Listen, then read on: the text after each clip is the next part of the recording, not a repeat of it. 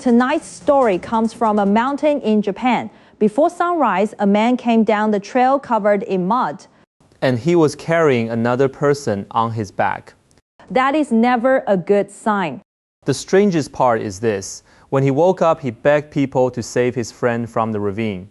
But someone was already on his back when he arrived. Wait, then who did he carry down? That is the question he did not seem to know. This story came through an avid hiker's uncle from a man who ran a souvenir shop at a mountain entrance. He sold rice balls for hikers, so he opened before dawn. So people were waiting outside. Yes, ordinary morning until they saw something wrong. Before sunrise, the hikers outside suddenly grew restless. They were all staring toward the road down from the mountain. What did they see? The shopkeeper stepped to the door and followed their eyes. A man was walking down the trail slowly. He was covered in mud, and on his back there was another person. Was that person alive? No one knew. No one dared to move toward him. When he reached the shop, he collapsed as if his last strength was gone. People called an ambulance and tried to help both of them. Both of them. The muddy man was unconscious but alive. The person he carried was not.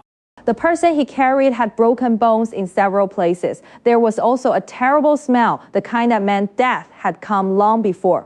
So everyone assumed it was his friend? Yes, they thought he could not leave that friend on the mountain.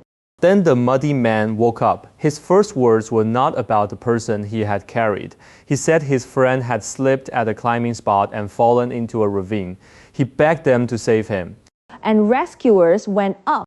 Right away. They found the place he described, but not the fallen friend by dark. The search stopped.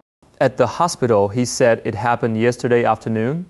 Yes, and that while going down for help, the trail felt like one endless circle.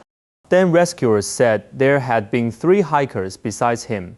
2 had fallen, 1 dead, 1 missing. But he said there were only 2. Then who was the body?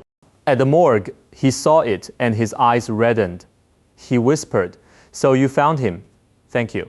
But they had not found him. He had carried him down without remembering. Maybe his friend did not want to be left alone in the mountain. Maybe something of him clung to the living man and made him walk step after step down through the mud. If you want more haunted legends from around the world, subscribe before the next story finds you. And send this to someone who hikes. Ask them one thing. If they come back covered in mud, are they sure they came back alone?